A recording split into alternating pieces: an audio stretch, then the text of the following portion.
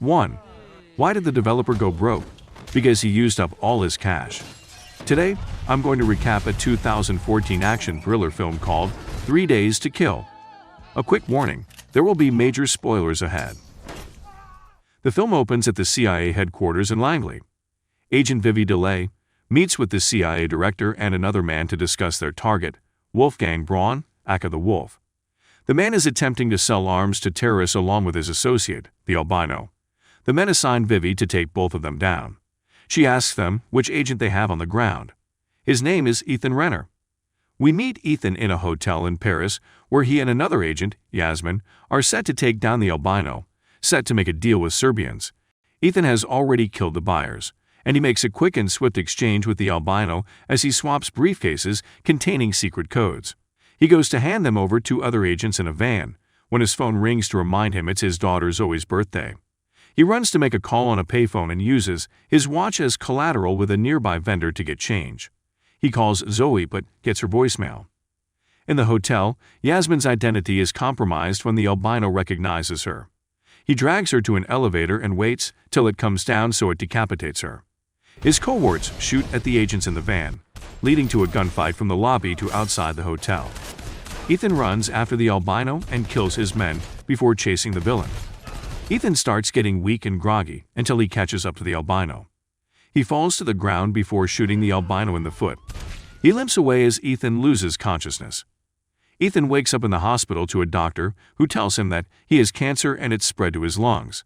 He gives Ethan about 3 to 5 months left. Ethan returns to his apartment to find that there's a family living there.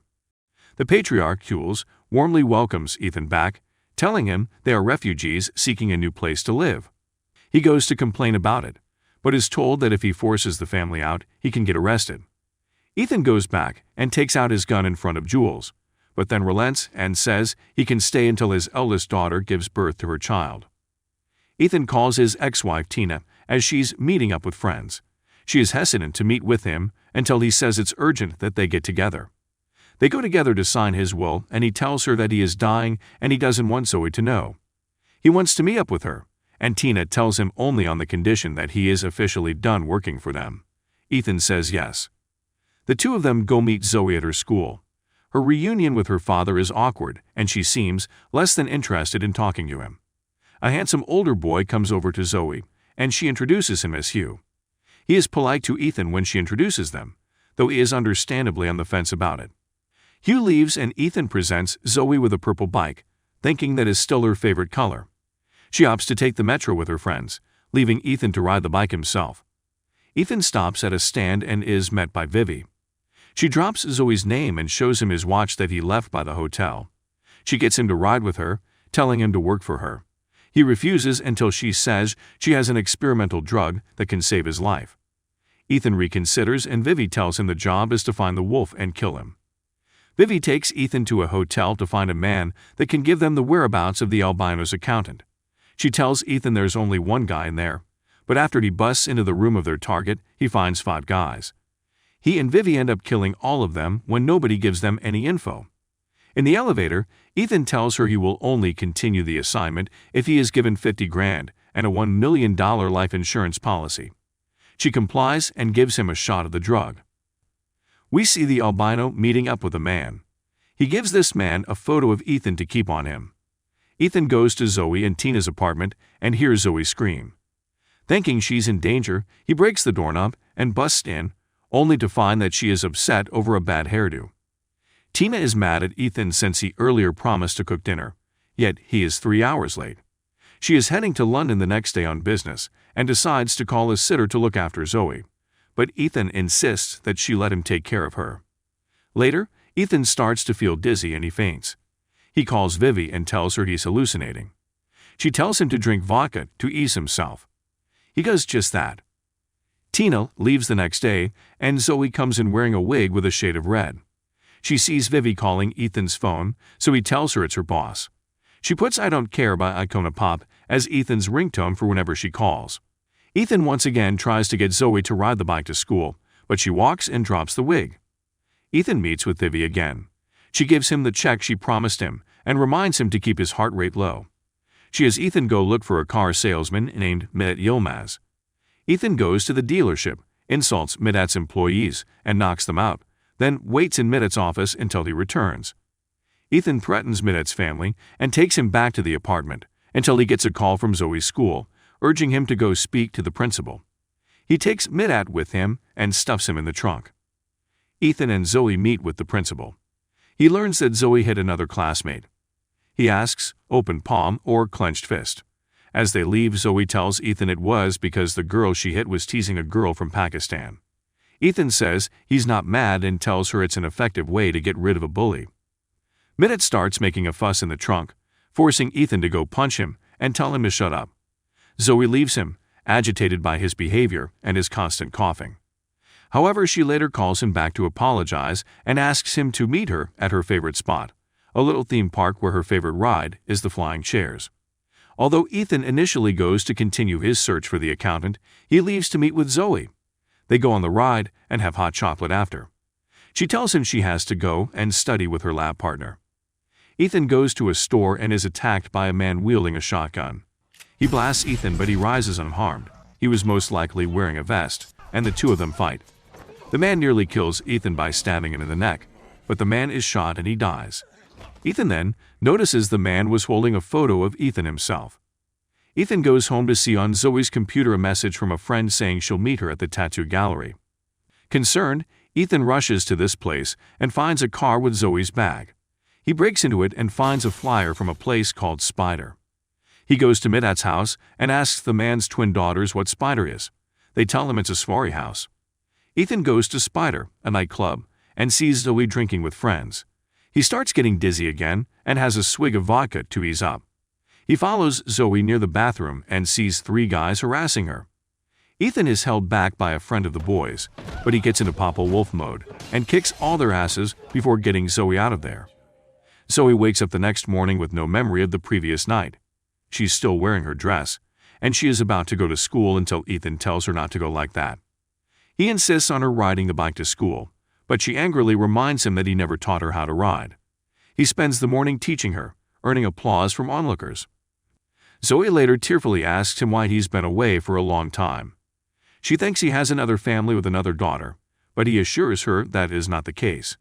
As they continue to hang out, Zoe admits that she hit the girl at school because she was hitting on Hugh. They end up meeting Hugh as he is going to take Zoe to school. Ethan locates the accountant, Guido, as he is escorted through the streets.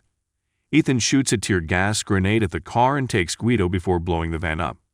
He takes Guido to his apartment to exchange the briefcase with codes he had earlier, with codes set to trigger explosives that the wolf and the albino are in possession of. Zoe calls to tell Ethan that she is going to cook dinner for Hugh, and she wants to make a vegetarian dish. Ethan puts Guido on the phone to tell Zoe about a spaghetti sauce recipe that his mother used. That evening, Ethan comes home to find that Jules' daughter is going into labor. She gives birth to a healthy baby girl, and she decides to name it after Ethan, due to him allowing them to stay in his home. Jules says they are to leave as promised, but Ethan insists they can stay as long as they want. Jules says the family prefers a smaller home to stay closer to each other. Ethan goes back to Zoe's home and learns that Hugh asked her to prom, but she says she can't dance. Ethan decides to help her out, just as Tina comes home. She watches them dance, bringing tears to her eyes. They have dinner as a family, and Tina tells Ethan later that he ought to tell Zoe about his condition sooner or later. They end up sleeping together. The next morning, Vivi calls Ethan to tell him the albino is staying at the Grand Hotel. Ethan heads there and spots the wolf. The villains get in a car driven by Midat. Ethan chases after them, slamming into the car until he pushes them all over a footbridge. The wolf and the albino flee, and Ethan spares Midat so he can return to his family. Ethan chases the villains into the subway, where he starts to get a nosebleed and he begins to feel dizzy. Before he can shoot the wolf, the albino drags a barely conscious Ethan toward the train tracks. He waits for the train to come even as the wolf yells at him to kill Ethan. Ethan regains enough motion to push the albino in front of the train just as it passes. He passes out and the wolf flees. He wakes up to see Vivi brought into her place. She reminds him of the wolf's escape, but tells him the results of his treatment turned out positive with the drug. Ethan, Zoe, and Tina go to meet with Hugh and his family. His father introduces Ethan to his business partner, the wolf. They recognize each other and uneasily shake hands. Hugh's parents escort them all into a club. Tina eventually realizes that Ethan is working an assignment. She thinks he's been lying to her, but he assures her that he hasn't been lying. The wolf's men shoot at Ethan, and he runs after them.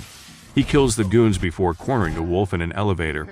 He shoots the wires on the elevator, causing it to fall and crash to the bottom. Meanwhile, Hugh and Zoe find a private room where they dance and share their first kiss. The wolf crawls out of the elevator, and Ethan finds him. He starts to feel weak again, unable to shoot him. He drops the gun, which the wolf reaches for until Vivi comes in and pushes it to Ethan to finish the job. Thinking about Tina and Zoe, he refuses and drops the gun. Vivi grabs it and shoots the wolf herself. Sometime later, Ethan is still staying with Zoe in a house near a beach.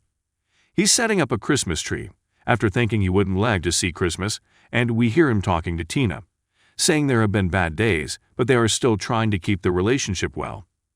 Tina arrives in person, and Ethan acknowledges to her that he hasn't always been there for her and Zoe like he should have been. Zoe comes up to invite her mom and so Ethan can make them hot chocolate. Ethan goes into another room while Tina and Zoe sit together. She asks her mom if Ethan is going to stick around now. Meanwhile, Ethan finds a box with a large syringe and a note from Vivi wishing him a Merry Christmas. She has given him the drug so he can continue spending time with his family. In the distance, Vivi stands watching the family in their home. If you enjoyed this video, don't be shy, hit the like button, and if you disliked it, hit the dislike button twice just to be sure. You should watch the full movie. Thank you very much for watching.